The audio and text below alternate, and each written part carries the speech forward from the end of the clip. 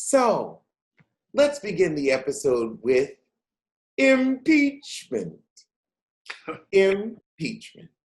The first or the second?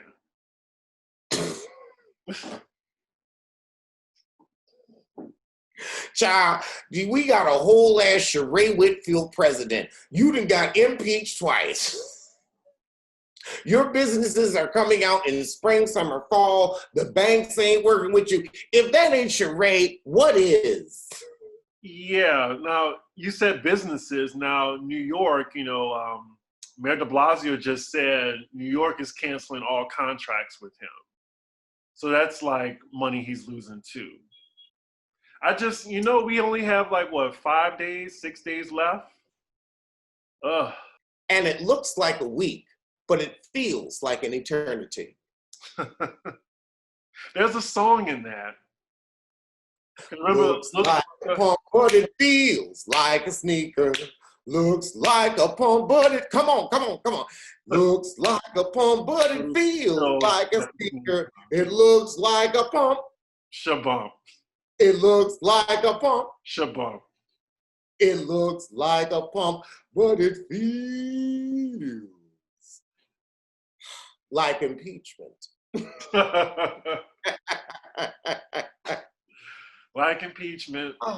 Oh, we can really remix that song. And we will once we can actually, get back together safely and put on our good show at my new venue in Las Vegas, the Shimmy. Biden coming out with the stimulus money. I'm gonna get my venue. I got my VA home loan and my VA business loan. I'm gonna get the Shimmy. Well, thankfully, he said he's going to cancel, $10,000 of student loan debt. That should help Wendy from Housewives, because I know she's struggling right now with her student loan debt. And he's giving us $2,000, hopefully. We'll see what happens. So Kamala's cover, a lot of people are talking about it. There was 2 covers. The first one looked real, it just looked so casual for Vogue. I was really disappointed by that. And then I saw the second one. I was like, okay, now that's the picture that I want to see. And they said they saved that one for the online instead of the one for print. Now, the story behind that is they said Kamala Harris refused, Vogue hair, makeup, styling. She wanted to just, come and be herself. And they said that she actually liked that photo with the pink and green because of she's an AKA. And, I didn't even think about that. But it did look a little, if it didn't have Vogue on it, I would have thought, okay, this was just any type of magazine. It just didn't look polished. And then the sneakers look so casual. And a woman of her stature, of her greatness, and something that she's accomplished, like a ceiling that she's broken, a woman like that deserves more. And maybe she wanted to be casual. To your point, I feel like it's the difficult balance that women in power have where they have the difficult choice of, okay, do I do the glamour or do I just do casual and I show you this is me? But when you're doing Vogue, when you are the first Black woman who was the district attorney of San Francisco, the first Black woman who was the district attorney of the state of California, the first Black woman who is a vice president and president of the Senate. Now check that. Hun, I love you. It's okay to do an editorial. It really is. It's okay to be stylized. It's okay to have decent backgrounds. It's okay. It's okay. I understand that you don't want to be a stereotype, but you're not a stereotype. And even if you do a good editorial photo shoot, you're not you're it's fine. It's fine. We can see you in all of your glory, all of your glamour. It's okay. You are multifaceted. It's okay for there to be a photo of you in a beautiful ball gown and your great pantsuits with your Chuck Converses. It was just how the photo shoot was stylized, and it was piss poor. I'm gonna need you to get with Michelle Obama. Now you know Shell. Now you, girl, you know you got Shell in your cell phone. Call Shell. Please, for the love of God, call Shell. She gonna get your style together, because you can't be out here like Hillary Clinton with these fucked up photo shoots. That's what the girl, quiet as it's kept. Quiet as it's kept. That's why she lost that election. Them fucked up photo shoots. Michelle will get you together. She will get you with her stylist. She knows the right people. That will get you together. I'm wearing a hood right now. You know why I got my hoodie on? Because I didn't have time to cut my hair this morning. Oh. So I'm not going to come on here, giving you the BDBs. I'm going to get my hair together and then next episode, But this is also a Puma Adler hoodie. This is one of my purchases from Bloomingdale's, where I'm proud of it. It's a high-end hoodie. It's a high-end hoodie for those in the know. Thank you for educating the masses. We all love Shelly O. And I'm guessing, why is it women in power, they can't show themselves looking glamorous? We have AOC, she still did the pantsuit, I think, on Vanity Fair. But let it be a first lady or someone in the shadow of a man. Oh, it's okay for them to have the ball gown. Why can't Kamala do both? It just would have been nice to see her like that. Or maybe she just prefers the pantsuit. But anyhow, at the end of the day, the second cover, she was in that beautiful baby blue Michael Kors pantsuit. She looked dignified and strong. I wish that was the cover. And they said that her people thought that was going to be the cover. But it wasn't. Because Vogue has the final say at the end of the day. I love the Michael Kors photo, but I still feel like maybe it was because of COVID, but the backdrops for me weren't enough. There was still just something missing. There was still this level of, you a Black woman, so we ain't really gonna give you the backdrop. That's right. How I think. Because I'm sorry, I've seen Vogue all my life. You've got pools, you've got fabulous houses, you've got architectural digest, you've got people with, opening their doors like this. I need to see that. But, it looked like you were in somebody's basement and they just had okay, let's just make this grand. I feel like this was something that could be done on TikTok or some app. That's why I think people were disappointed. I am people and I am disappointed. Well, speaking of disappointments, y'all, I promise you this will be the last story about Versus. We finally have a date for Ashanti and Keisha Cole. Hopefully they don't disappoint us, but the final date, and they let us know it's rain or shine, is January 21st.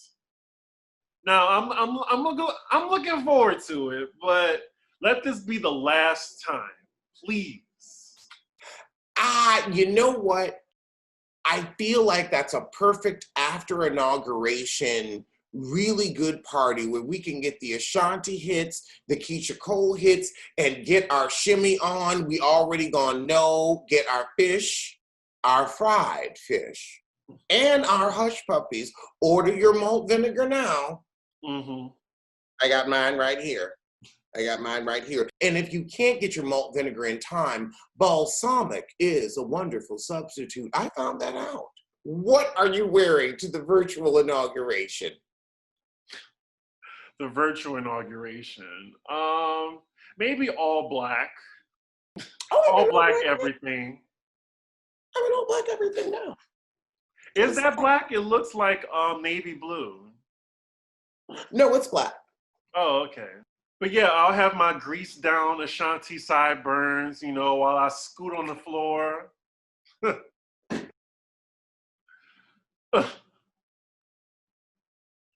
Okay, is it going to be brown gel like Brandy Maxine from Basketball Wives, or is it going to be pink oil? The brown gel for the slick. Hopefully they don't let us down. I'm looking forward to it. And now a word from our sponsors. Now, I used to use those clackers and slap bracelets way back in the day to keep myself calm, but now I use Best Fiends. I'm on level 1100, so the game clearly has over 1,000 levels, and it is absolutely amazing. Now, you know I don't talk about what I don't do, and I stay playing Best Fiends, and I have 66 friends that are playing with me, and I hope more of you join along. This is one of the best games that I have ever played. I mean, it's always something new, always something challenging, always a better level that I can conquer. You don't even have to be a hardcore gamer to enjoy it. Like, it's made for adults, but it's fun for everybody. I have been playing Best Fiends for over a year now, and I have to say it is so enjoyable. You pick it up, you put it down, but there's always another level. There's always a great update. It's a great way to de-stress between recording sessions. It's a great way just to de-stress in these times. And I want all the Pop Roast listeners to join me, and I will put my code out underneath, and you can play along with the both of us. And you all know, like, when you're watching our reviews, when we're, like, especially talking about the Real Housewives of Atlanta, we say Best Fiends, because this part is where you need to put on Best Fiends and play the game. Because Best Fiends is boredom's worst nightmare. So Best Fiends is the binge-worthy mobile puzzle game. It's free to download. With over 100 million downloads, this 5-star rated mobile puzzle game is a must-play. More levels, challenges. Challenges are added all the time. When you want just one more level, it'll be there, ready and waiting. Seriously, once you download Best Fiends, boredom won't stand a chance. Best Fiends takes can't stop, won't stop. Literally, there are already thousands of puzzle levels and counting. Just get used to saying just one more level, just one more. I can get back to Housewives later, just one more. Good thing Best Fiends updates all the time, so you can keep playing as much as you want. So you don't have to choose between binging and boredom. Make sure you download Best Fiends free today on the Apple App Store or Google Play. That's Friends without the R. Best Fiends. Fiends. So Sarah Jessica Parker, to our point over the last 2 weeks, has sadly said there will be no fourth lead in the Sex and the City reboot. Now, why are they going to deprive a Black woman of a good role?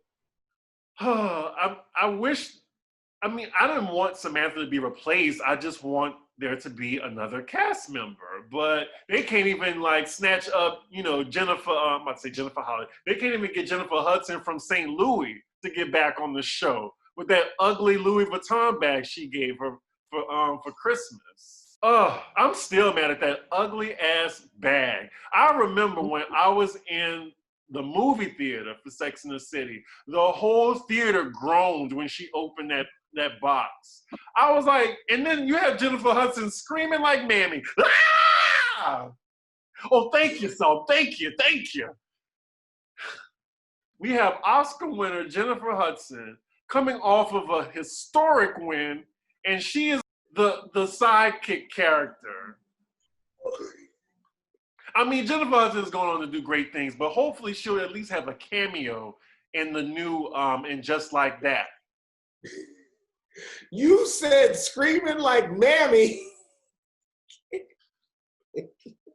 Well, that's another thing that, like, just kind of annoyed me too. She came off like a great role and Oscar run just to be someone's assistant in a movie. That's all. I think I just wanted better for her. But the movie itself was still good. I still enjoyed it. You know, it's kind of like gay Black men. Always expected to be somebody's assistant, clean up woman, help. But however, that isn't us. Now, is it? I agree. But, you know, like, there's always some willing sissy to be someone's lackey on the Real Housewives of Atlanta. And we see that every season. Mm, I can't believe Kim Cattrall, like she's 64. I think she looks good for her age. that's a 64-year-old white woman? Yeah.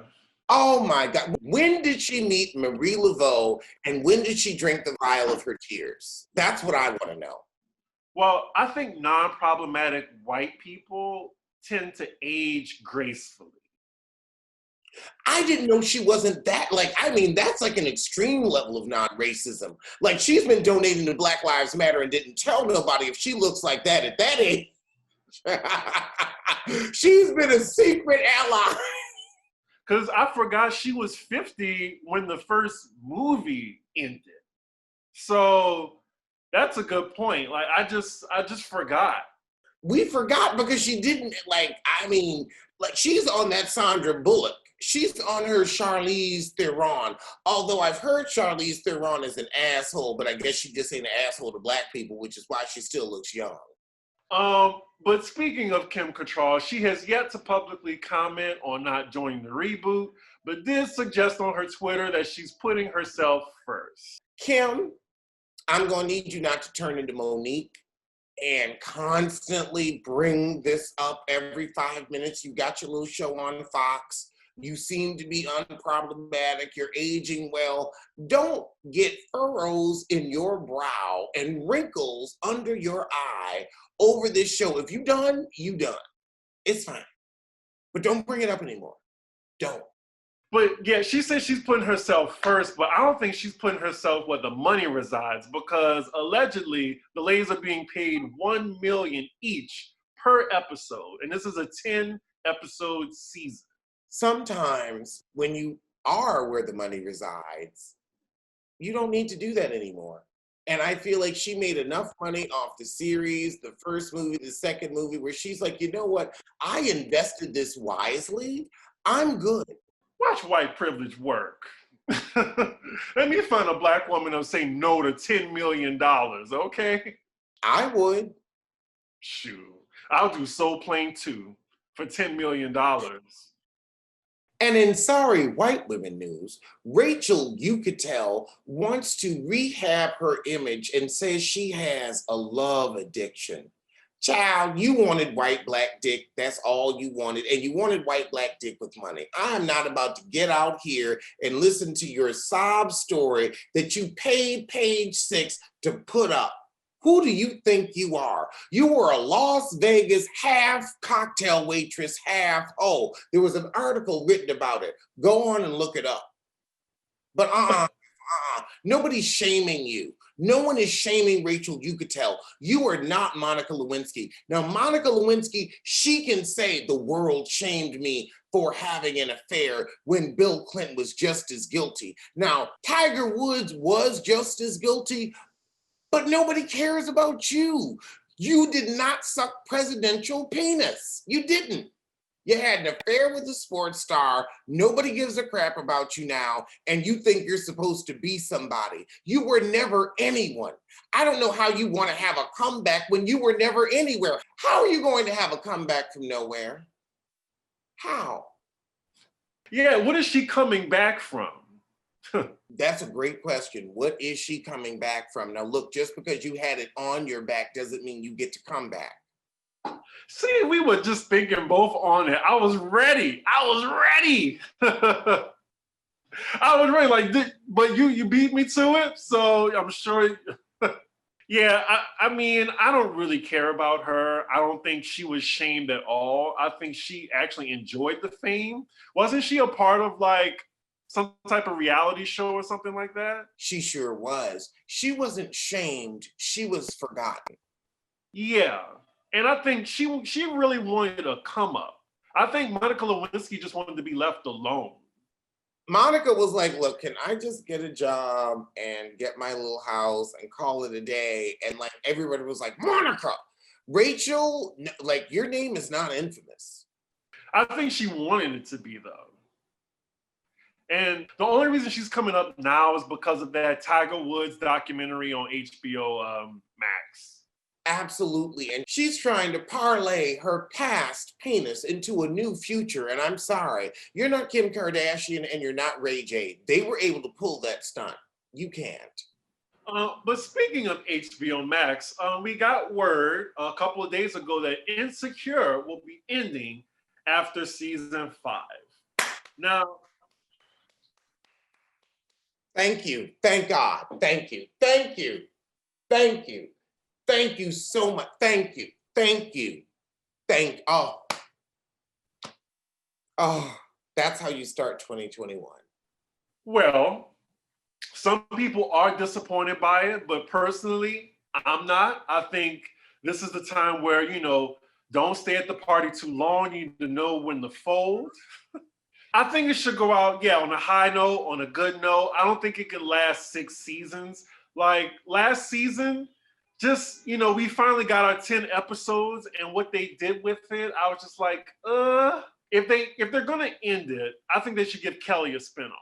Cause I thought she was interesting. They didn't give her the shine that Kelly needed. She was always like the comic relief. But I heard that she prefers to be behind the scenes. She loves to write for the shows. I can understand that. And I also feel like Insecure didn't know what it wanted to be. Was it going to be a Black drama or was it going to be a Black comedy? And it wasn't able to blend both sides and it wasn't able to stick with one or the other. And I also felt like there was too much focus on the look, on the stylization.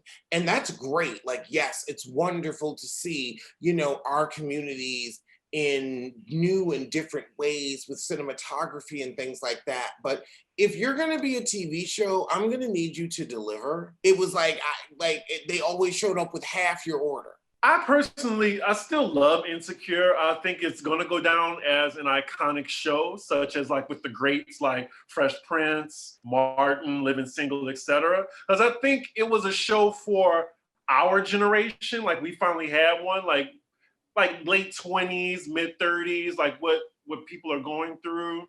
See, maybe I'm just a little older. I just turned 38. No, you're still generation wise, sir. I know you like to be like you want to be old, but you're still young with us. Come back down with the other crabs in the barrel. You ain't special. Anyway, can we address the elephant in the room?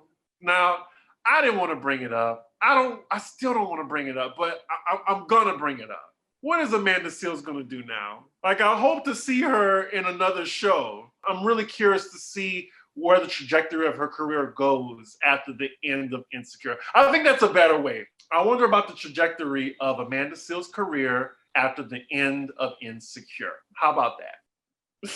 Toilet. The toilet. The toilet. I think she still has a following. She has like 1.7 million followers on Instagram. She has a really successful podcast, I believe. She's an author. So I think she'll be fine. She loves to like speak. Like a lot of universities invite her to speak too. But I'm just wondering, acting wise, could she get another role? Because I just know maybe she's like, I'm blocked, so I haven't seen her in a minute. But I'm just wondering, like, does she still have that cloud over her of being difficult to work with? Now, I'm going to say this. I don't care if she's difficult to work with or not, but when you want to bring up the word acting and Amanda Seales, I'm sorry. She was Amanda Seales when she was on My Brother and Me. She was a pesky little heifer then, and she's a pesky little heifer now. She's not a good actress. She can only do a role that is written for her. And even when the role is written for her, she still can't stand and deliver. So I feel like her acting career needs to end because, well, darling, you can't act. You simply don't have that talent. Now, if you want to speak, if you want to pontificate, do what you do. I'm never going to stop you from doing that. But as an actress, that's a sorry excuse for an actress. I mean, that's like, acting, that's like asking about Nene Leakes' acting career. You have one note and you've sang it enough. Oh my God. Honey, come on now, Chris, you are one note. You are singing it enough. You brought that up to get me together. No, but that was perfect. You have one note and you've been singing it enough. Oh my goodness. See, I just teed the ball up. That's all I did. And there was a light tee. It was just like a whoop. You didn't have to slam dunk. You want to get me going this morning. Go on and bring up Janet Jackson while you at it. You said, you know what? Let me bring up Amanda Seal.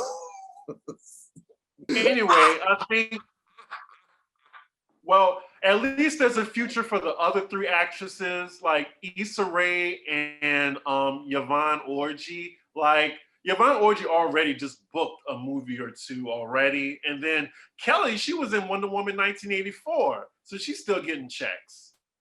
I'm going to need Yvonne Orji and my idol, my spirit animal, a woman who I really look up to. She ain't the best actress. I'm gonna go on and say that right now.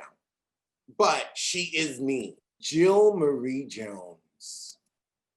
I need Yvonne and Jill Marie to get together and do a series of movies or TV series as sisters, and what it's like to be a devastatingly beautiful Black woman. I want Yvonne. Now, Yvonne ain't as tall, so I'm gonna need her to be an influencer. Jill Marie, you need to go on and be celebrated as the Naomi Campbell that you are, because you are the next generation's Naomi. And they don't know it yet. They don't know it. But I'm telling you, name me a woman prettier than Jill Marie Jones other than Naomi Campbell. I'll wait.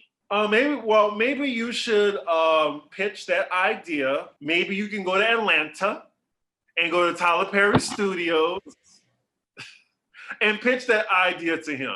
In other news, have you seen Blac Chyna's new face? She debuted it a couple days ago, and I gotta say, it is an improvement. It's from the Khloe Kardashian collection. Like it's a much improved face. I gotta give it to her. I'm always happy to hear that people's surgery turned out well, but I had no idea. She started to look like handsome Squidward, but that surgeon, like, he took a butter knife and like molded and everything, and she actually looks like a person again.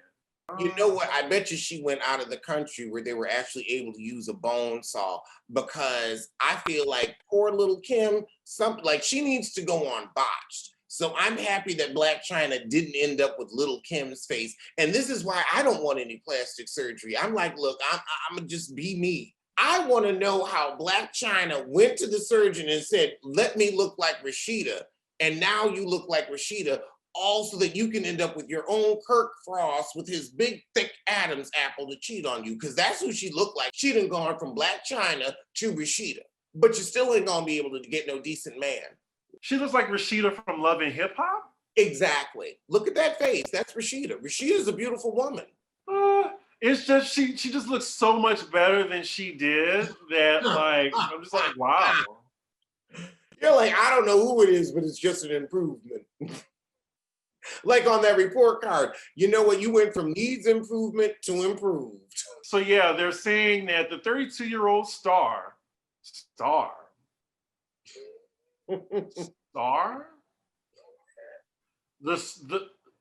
star appeared to have a sleeker jawline, sparking a speculation that her new face is a result of a recent cosmetic procedure. But yeah, I'm all for improving bad surgery, so good for her. Good for her.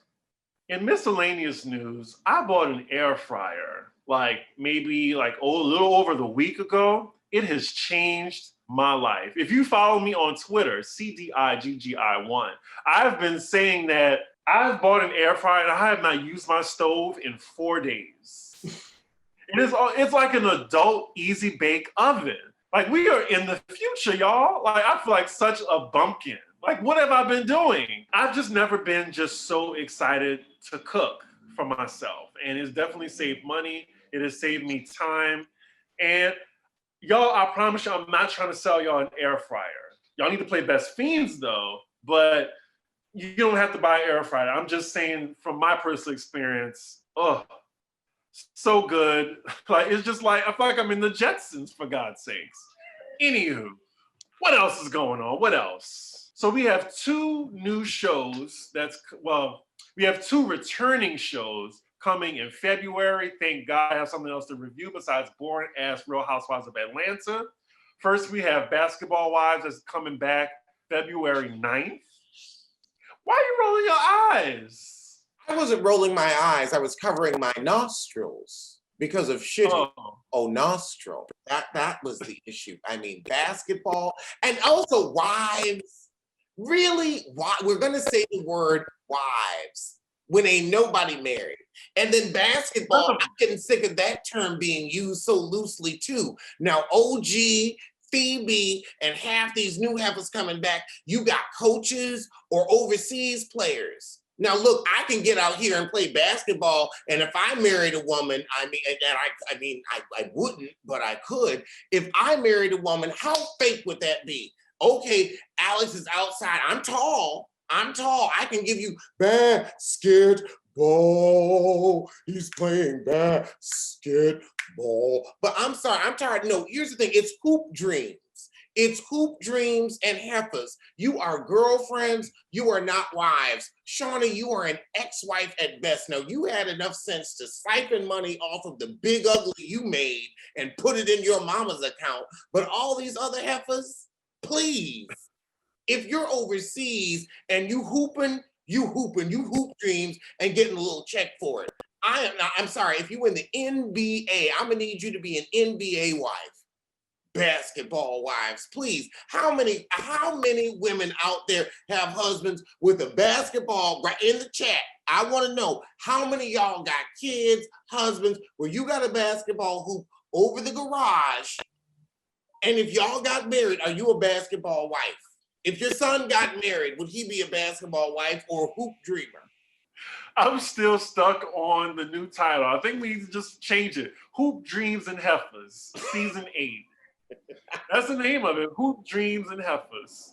Seriously, like that's what I'm naming it from now on. I wrote it down. So yeah, this season on Hoop Dreams and Heifers, it looks like they're gonna like rent a mansion.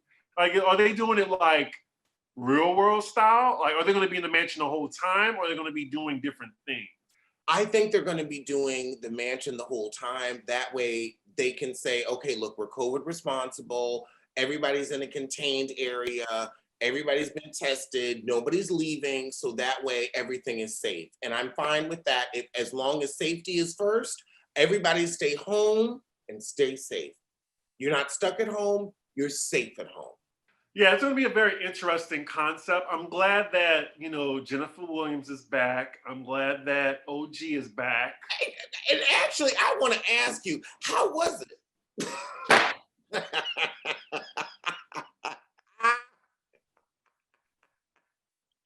Anyway. We can't preach for our remembrance. We can't forget you started as Jennifer Williams on this show. You were Jennifer Williams for a full year. And I've come such a long way. Now you speak up. When you're around someone as loud as you, like, I have to adapt. Thank God. But I would say you always had something valid to say. You were just a little quieter when you started the show. Now, like you said, because you're around someone so loud, you speak up, but you've always spoken out. Thank you. I'm just glad that OG and Jennifer Williams come back just so they can have some type of opposition. That's all. And it won't be like, let's everyone's kiss Shawnee's ass the whole time. I'm so glad they broke away from that. And the other show that's coming back in February, I believe February 19th, is The Real Housewives of New Jersey. This one actually looks pretty good. I'm glad they actually have a balanced cast now. For a long time, it felt like it was just the Teresa show and her like revolving door of family members. And now it's like you got a really good balance. Jennifer, she is snatched. I'm finally glad she's like taking advantage of her husband who's a plastic surgeon. And here's the thing with Jersey, unlike Atlanta, for some reason with Jersey, we don't know what's gonna happen that season, but with Atlanta, it's like, we know everything's gonna happen and the storylines are already recycled, but with Jersey, it's like, it feels fresh every season because I don't know what's going on. Maybe because Black media doesn't report Jersey, but I feel like I'm never spoiled. I would say it's because Black media doesn't report Jersey. And that's why we don't know, because we're not tuned into the white media, so it is fresh. So it's like, okay, let's look at it. What I want to talk about with the Real Housewives of New Jersey is the fact that Joe Gorga literally pressed Frank's face, like he said, kiss my ass. He pulled his pants down, showed his ass, had Frank kiss it, then literally moved Frank's face into his crack, into his crevice, to his asshole. And this ain't shade, this is truth. Ain't shade, I'm talking about what happened. We saw this in the preview. In the preview. Now you really gonna act like again, girl, the stories I could tell you, I just looked at that moment and I was like, and then that's the New Jersey I know. That's the tri-state I know. Those are the guys who would go across the bridge after 8, after work, for a date. I'm not gonna say who they was dating and what they was doing, but Joe, you done showed your true self. And Frank, I've always said, Frank and Dolores's man, were in some type of throuple. I can see that. But surprisingly, I'm excited for the season. I will be reviewing both Hoops and Heifers as well as Real Housewives of New Jersey. Al Reynolds says he wasn't the first bisexual man that Star Jones dated. Now, Al Reynolds, let me just say this, Al to Al. Why are you talking about your ex after 10 years? Like, this hasn't been on The View in 15 years. Nobody cares about Star Jones anymore. Star Jones is enjoying her money and minding her business while you are struggling on your Fox Soul show and you're grateful Claudia Jordan was able to give you a job. I'm going to need you to find your own plot line and your own story. Instead of always talking about your bisexuality and linking yourself to vagina's past, why don't you talk to penis's present? Let's talk about those. Let's talk about what dick you're sucking in the present day. Let's talk about who your man is. Because we've heard you claim Star. You always claiming Star. Where is your man? That's what we want to know. That's what we're interested in. You say you're bisexual, so let's get to the penis part of your past. You always want to talk about Star Jones. You always want to live off of her name. Why? Why can't you get off this Black woman's titty? If you want to get back on the titty, then start sucking it. But from what you say, that's not what you're sucking on today. So I'm going to need you to talk about penises present rather than pussy of the past. Penis of the present instead of pussy of the past. I mean, you're getting the gems dropped all over y'all. So this is, wow. Well, all I wanted to say is I'm glad he's finally out. Like, that was his first time saying, I think publicly, that he's bisexual. I love how Wendy Williams said, oh, I call him Al You Doing. Like, she been calling him that.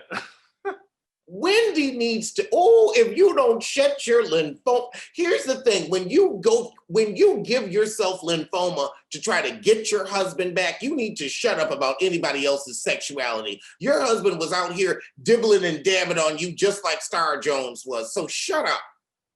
At least Star Jones' man didn't bring her a baby like your man did you. Out here on your Gabrice and Gabrissy, trying to look at everybody but you. Here's the thing. Wait, what's her husband's name? Kevin. Is Kevin coming? Of course not.